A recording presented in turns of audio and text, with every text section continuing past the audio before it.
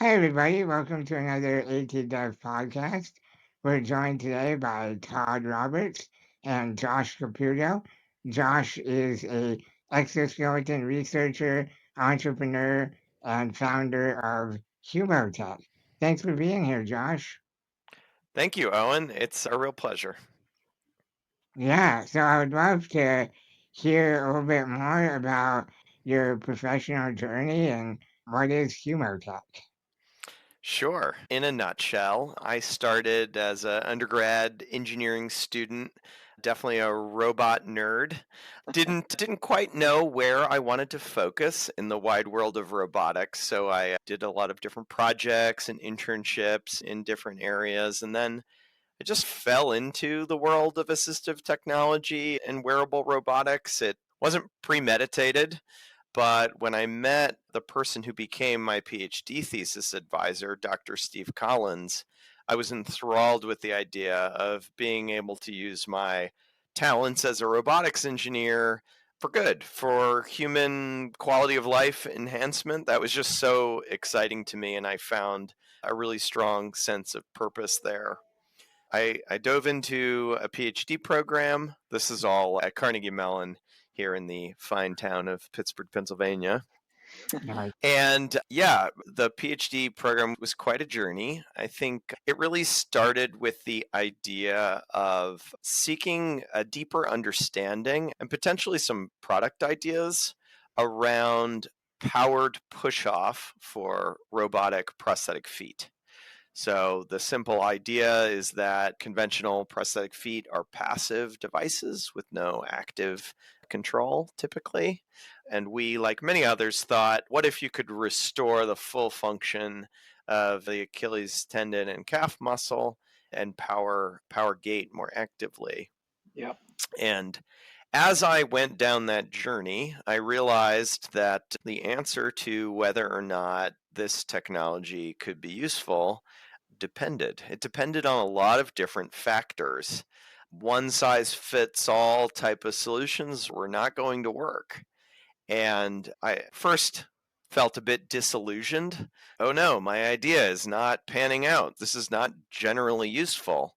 But then I quickly made lemonade out of those lemons and realized the real opportunity here is personalized prosthetics.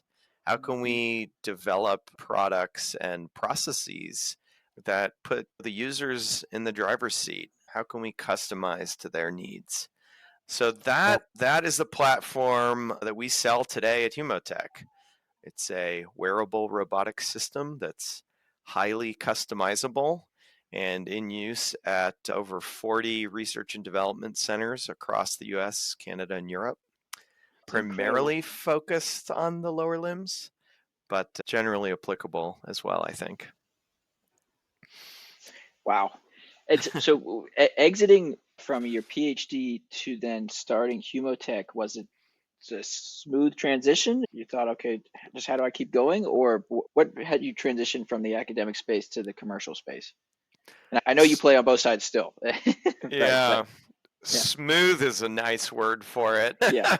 It was more like sliding down a very steep mountain. You flew over the bumps. Yeah, it was a just all in sort of experience. I had envisioned this nice transition where during my postdoc we'd write some big grants, and those grants would lead to funding the company, and I would stand up from the researcher seat and sit down in the CEO seat, and that would all be really nice and easy. The reality was none of those grants we wrote got funded, and I was staring into the abyss. I want to build this company, but I don't know if I'm going to have the capital to do it. And I had not really been preparing a vision for typical kinds of entrepreneurial funding, going out pitching, talking to investors and whatnot. I was all in on the SBIR Yep. grant funding pathway. Again, you'll see this as a recurring theme in my story. Challenge turned to opportunity. Two things happened. So, first of all, I realized that I had paying customers, So people were interested in buying the platform I had developed during graduate school. And honestly, it was a little bit surprising because I felt like we were just barely putting things together. These individuals who were coming to us wanting to buy our solution were taking a leap of faith that we would really be able to deliver. And they came to me and they convinced me, like, wow, if I can figure this out, they'll pay me and I can potentially bootstrap this business while we continue to write grants and figure out potentially other ways of funding. Yep. Just started building systems and selling them, and the stars aligned around some different kind of federally funded grants work through the congressionally directed medical Yeah. research program. We got our first clinical study funded. I met some amazing people at the VA, and the rest is history. But all of that was serendipity and not planned. That really seems to be how entrepreneurial journeys go, right? You're working your butt off, you have a plan falls flat, but you've worked your butt off and you built something. And in your case, you were able to sell it pretty early, which is incredible. That's such a good feeling to be generating revenue I, out on I the think earliest versions of MVPs. Yeah. it's also about following your passions too, right? You knew that you were passionate about using robotics in this way, but didn't know exactly where the end goal was, but you just kept moving forward. Yeah, and it's hard as an entrepreneur. Your passions and the things you think you need to do to bring money in are not always aligned. And sometimes calibrating can be pretty difficult. I'm just stubborn and I I always follow my heart. And I think that has served me well in a lot of ways. Yeah. When entrepreneurs come to me wondering, should I go left or should I go right? I laugh because it's, I don't know, what do you think? I'm sure you have a gut feeling. Go with You that. gotta do both of them. Yeah. Yeah. Try to do both if you can. I Yeah. mentioned bootstrapping and then grants separately. I almost think of grants as bootstrapping in a lot of ways. At least I put it in a different category than venture financing for sure, or any sort of equity financing, because not that you don't have to put in a lot of work to raise venture capital or angel capital or any of the mix, but the grant where there's so much front end development, you're basically doing the grant, figuring out some way to do the good chunk of the grant you're proposing to do so you can write a good grant and then get the funding on the back end. So it almost feels like a build something, create MVP on your own dime, your own time, and then the grant becomes revenue from that thing, which you can then accelerate your product because of the grant. You can go get new results. But I think I I put grant work in the same bucket as bootstrap style, early, scrappy, and late too, but totally different class than the sort of raising capital through traditional equity markets. Yeah, I think there's a bit of a nuance here in my journey. We've done very little of what I think people typically think of with grant funded entrepreneurial activity. So we've done very little of sitting down, conceiving of a product and a research project, pitching it to the NSF, et cetera, et cetera, et cetera. Our model has been entirely focused on supporting research and development groups that are doing that Yeah, and alleviating for them some of the pain and cost of developing robotics hardware and software from scratch. yeah, So we're typically someone else's budget line item. yeah, And I'm very passionate about this model because I saw myself and my colleagues and the field at large reinventing the wheel. yeah, Um, there are just my primary focus is with prosthetic feet. Okay. There are hundreds of prosthetic feet on the market. They all serve the same purpose. There's a lot of variety in there. Obviously, all these companies are innovating and competing and coming up with the new cool ideas. But my thesis was, what if we could supply a platform to these groups so that they could focus on the novelty and not reinvent the wheel with all the boring stuff. Yeah. How do you package a battery into a small platform? But versus, I've got a new idea for a gate control algorithm. Can I try that Exactly. quickly? Yeah. Yes. Yeah. I think that's great. I think that's incredible. To expand on that, when we think about augmenting humans and what we can do today with prosthetic feet, where do you see that going in the next 5 to 10 years? And in your space specifically, but also more broadly with human augmentation? Like, where do you see the next 5 to 10 years? What are you excited about? Oh, this is where I have to pontificate, and I don't particularly like it. Someone somewhere is going to hold me accountable to whatever I say 5 years later. Yeah, we're gonna come back and check the receipts here. Yeah. Yeah. So my primary focus as the CEO of Humotech is in realizing a world where a platform to build upon is a ubiquitous concept. And it is in so many areas of technology development. No one starts from scratch. Designing a mobile app, building a car, a rocket ship, whatever. There are always platforms upon which other development groups build. I am hoping and striving for that to be considered obvious, maybe even taken for granted 10 years out. I'd love for Humotech to just be the obvious solution. If you need a treadmill, there's a certain household name. If you Yep. need a motion capture system, there's a household name for that. I think we're getting there with Humotech. We've deployed quite a few systems now. But there Yeah. are still a lot of groups that, insist on developing themselves. And that's totally fine, especially as an educational experience. I think as a budding engineer, you learn a lot from every solder joint and every line of code that you write. But I really would like to get to a world where we're focused on the really next level grand challenges in the field. Yeah.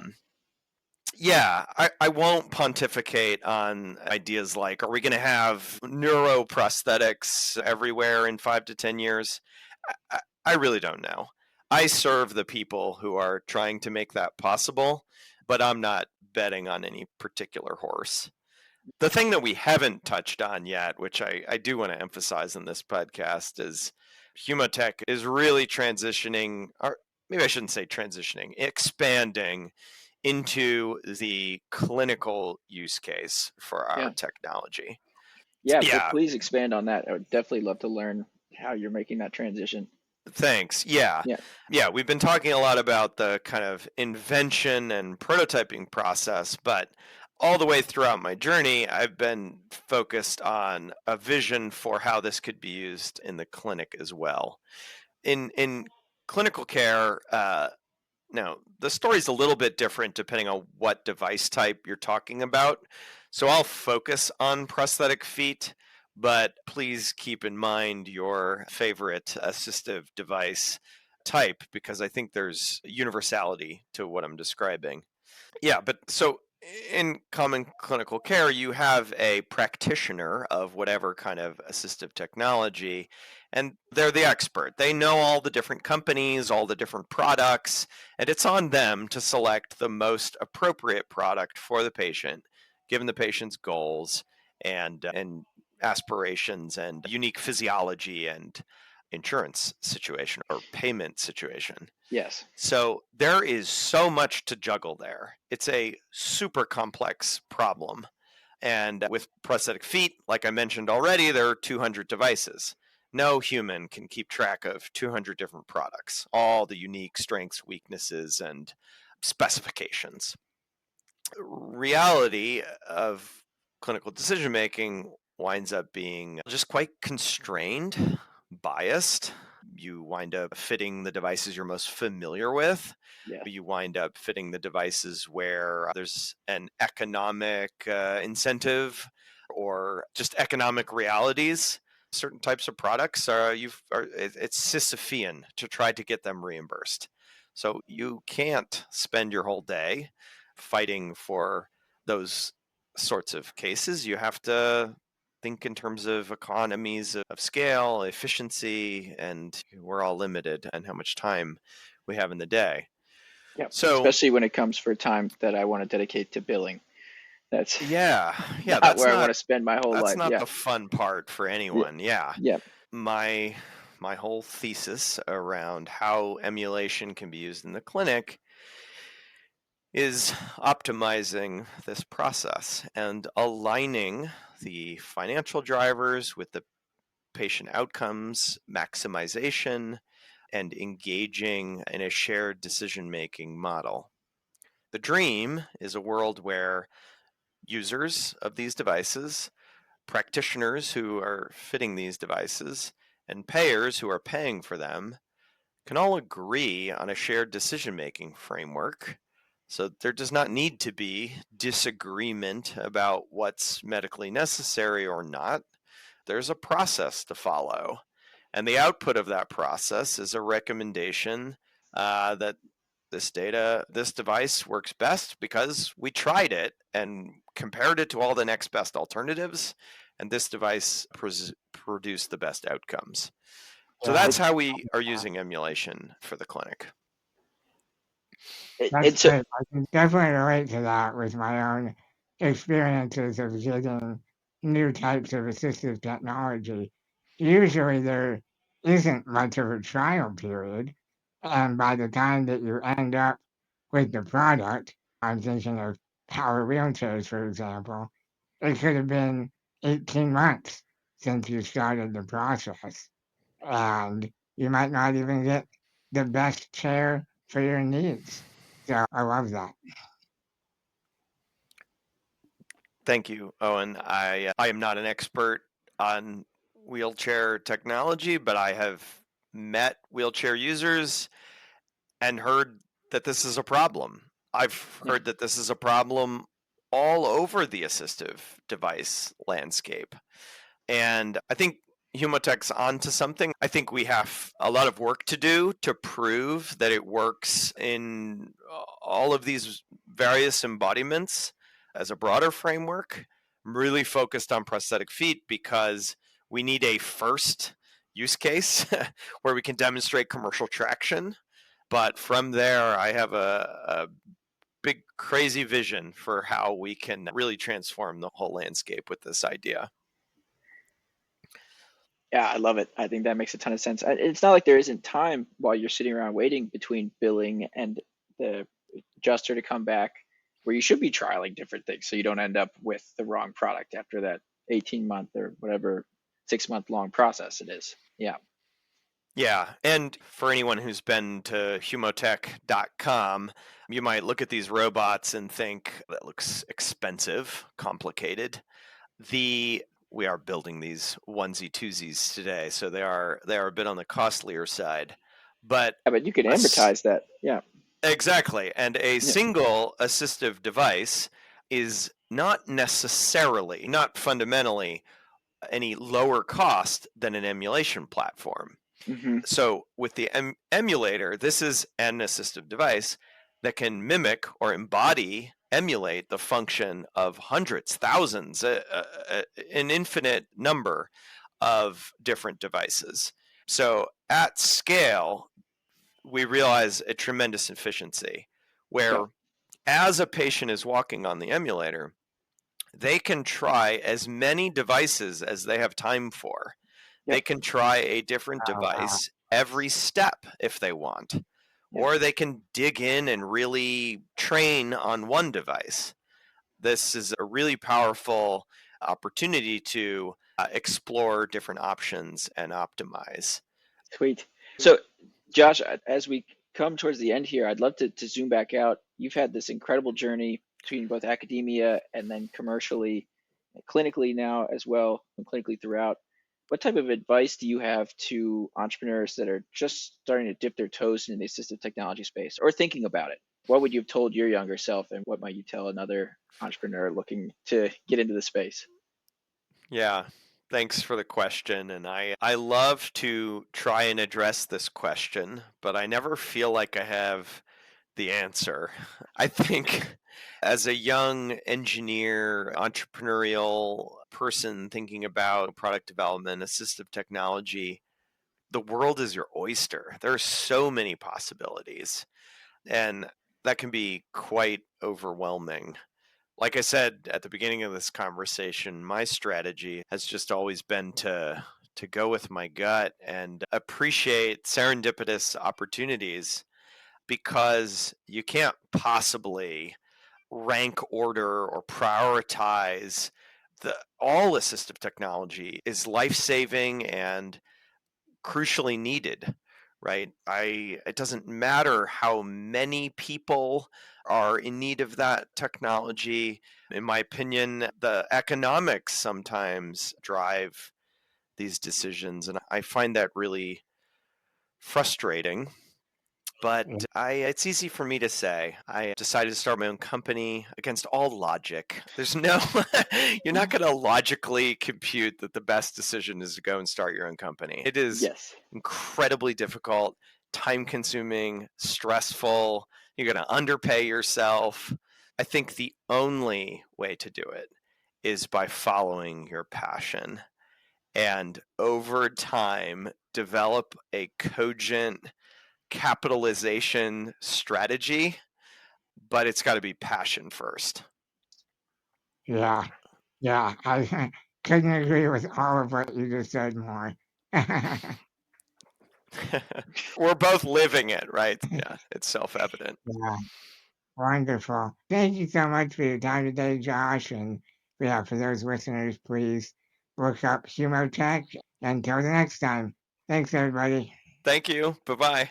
Good to see you, Josh. Yeah, likewise.